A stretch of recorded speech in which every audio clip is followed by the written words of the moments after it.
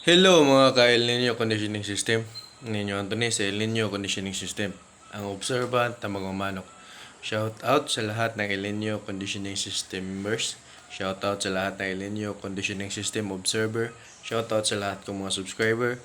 Shout out sa lahat kong mga followers. Shout out sa lahat kong viewers.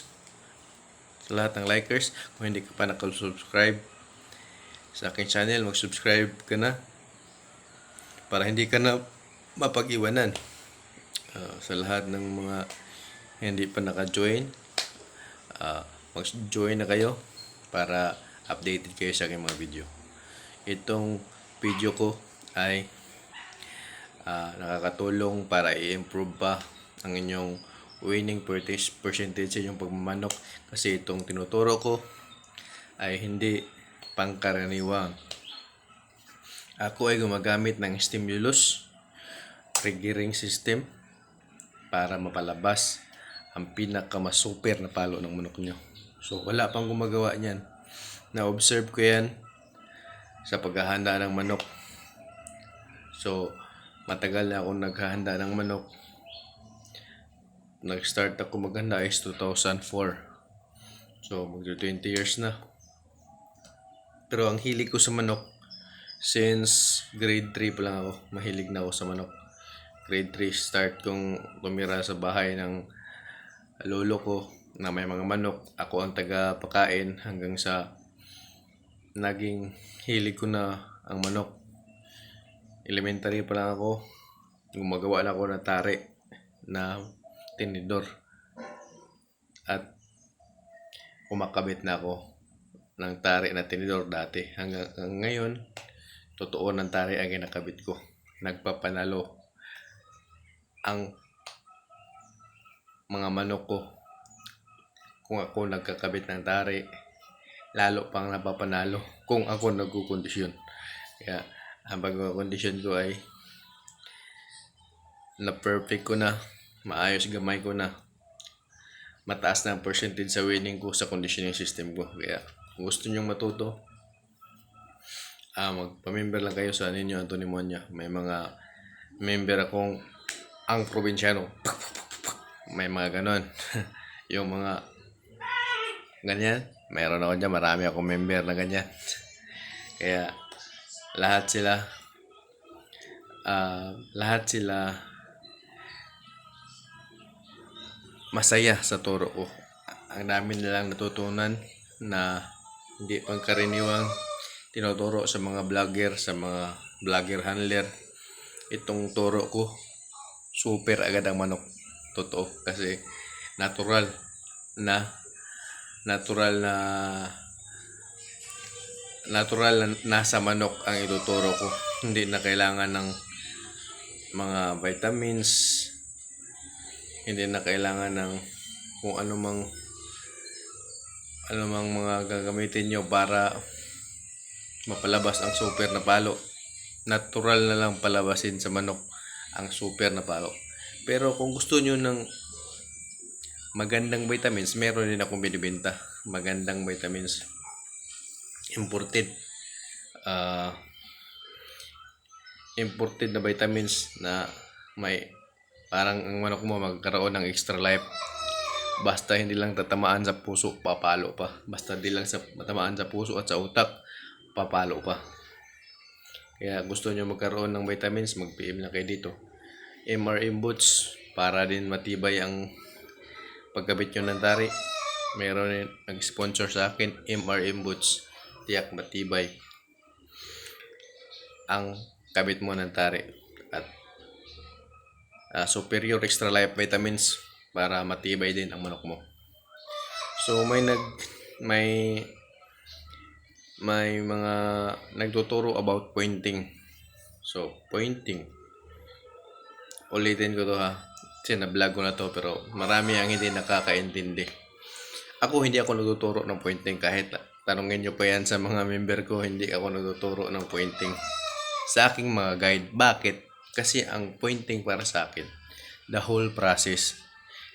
Kaya ka nagko-condition ng manok kasi may point ka, may tinatarget kang galaw ng manok. So Yun ang pointing sa El Nino conditioning system. Napapalabas yung point ng manok pag nanalo. Bakit? Diba? 3 points! Moanya, take a shot, 3 point. Oh, nakaka-point lang pag tumama na. Diba? Kung ano ba, layman's term natin ng salitang pointing, nakaka-point ka lang pag panalo na. Pag umiscore ka ng 1. Paano yung natalo? Di ba na pointed yun? Nilaban nga yun. Pointed yun. Ba't natalo? O anong tawag yun? Ganito? Make a shot, yes, but no good. Ganun ba? Di. Kasi ang term na gamit natin ang mali. Pointing. Pointing. Kaya di ako gumagamit niyan eh. Wala akong tinuturong pointing. Kasi, by term, kung ipaliwanag mo yan sa tao na medyo hindi kagalingan umintindi, madaling maintindihan. Kasi madali na lang i-adapt. Kasi mo yun ang usong salita sa pagmamanok. Pointed, pointing, point. Yan. Pero ang point, nangyayari lang yan pag nanalo na. So ano ang term? Dapat adrenaline rush. Kasi yun talaga ang term sa tao man o sa hayop. Andyan talaga ang adrenaline rush. So adrenaline rush. Adrenaline rush is the reaction ng katawan, ng mga chemical reaction sa ating katawan, ng mga hormone. Ang lawas, ang katawan ng hayop ay dinadrive ng hormone para gumalaw. Di ba? So, norepinephrine, epinephrine, at cortisol, yun ang mga hormone na involved dyan. So, ang norepinephrine para flight, ang epinephrine para fight. Yun ang epinephrine, yun ang ginagamit sa 50-50 na pasyente, di ba? Kaya para mabuhay, lagyan mo ng epinephrine para ang kanyang puso ay titibok pa. Kaya ngayon, yung mga 50-50 tao, pag nire-revive na, pag turok na yung epinephrine, gaganon uli. Pero makina na lang nagbuhay. O at least buhay. Kasi sa pagmamanok, pag buhay pa, may chance pang makapalo ng maayos. Kaya yun ang term na pinausok ko, adrenaline rush. Adrenaline rush. Yan po ang reaction ng katawan ng manok para makagalaw ng maayos. So, explain ko yan ng maayos ha. Yan ang generalized na term na gusto kong pausuhin. Adrenaline rush, hindi pointing. Adrenaline rush, yan po talaga ang nagbibigay ng extra power ng manok. So, adrenaline rush. Adrenaline rush. Action and reaction. So, pag sabihin natin action and reaction, power and extra power. Ha? Pag ang manok mo naka-adrenaline rush yan, may extra power yan. Yun ang unang gagamitin. Ang extra power bago pa ang power niya. So, mas malakas. May extra power ang nagamit niya bago pa ang power niya. So, nakakauna ang manok mo. Yun po yun. Yun po yun ang gusto kong ipaliwanag. Kaya, ang mga membro kong naka-adrenaline rush, lagi nakakauna ng palo.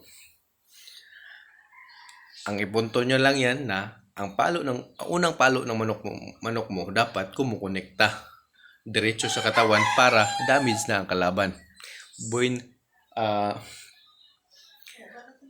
Swerte na lang kung matatalo ka pa. Swerte na lang ang kalaban kung matatalo ka pa. Kasi nakakauna palagi pag naka-adrenaline rush ang manok nyo. Kaya, yung term na pointing, hindi ko yan tinuturo. Uso lang yan kasi yun ang pinapauso ng sino nagpauso niyang salitang pointing na yan eh. Pero sa akin, bago ko lang yan, dati nung nagmamanok ako, di ko talaga yan ginagamit.